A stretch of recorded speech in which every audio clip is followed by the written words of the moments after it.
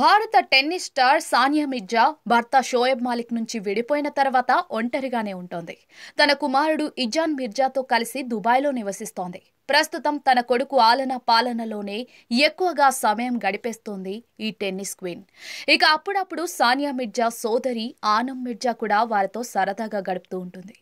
అలా తాజాగా ఆనం సోషల్ మీడియాలో ఒక వీడియోను పంచుకుంది. అందులో ఆమె నొప్పితో విలవెల్లాడుతూ కనిపించింది. ఇది గమనించిన సానియా వెంటనే తన సోదరి చేయి పట్టుకుని నొప్పిని తగ్గించడానికి ప్రయత్నించింది. వీరిద్దరితో పాటు ఓ భారత క్రికెటర్ భార్య కూడా ఈ వీడియోలో కనిపిస్తోంది.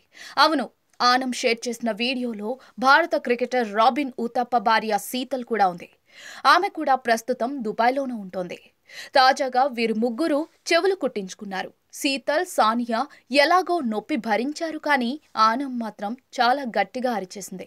దీంతో వెనకాల నిలబడిన సానియా వేగంగా ముందుకు వచ్చి ఆనం చేతిని గట్టిగా పట్టుకుని నొప్పిని తగ్గించేందుకు ప్రయత్నించింది. ఇందుకు సంబంధించిన వీడియో ప్రస్తుతం సామాజిక మాధ్యమాల్లో వైరల్ గా మారింది.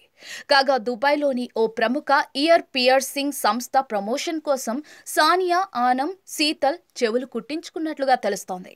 ఈ సంగతి పక్కన పెడితే రాబిన్ ఉతప్ప భార్య శీతల్, సానియా ఇద్దరు కూడా మంచి స్నేహితులు. ఇద్దరు చాలాసార్లు కనిపించారు. సానియా ఇంట్లో జరిగే ప్రతి కార్యక్రమానికి, పార్టీలకు శీతల్ హాజరవుతూ ఉంటుంది.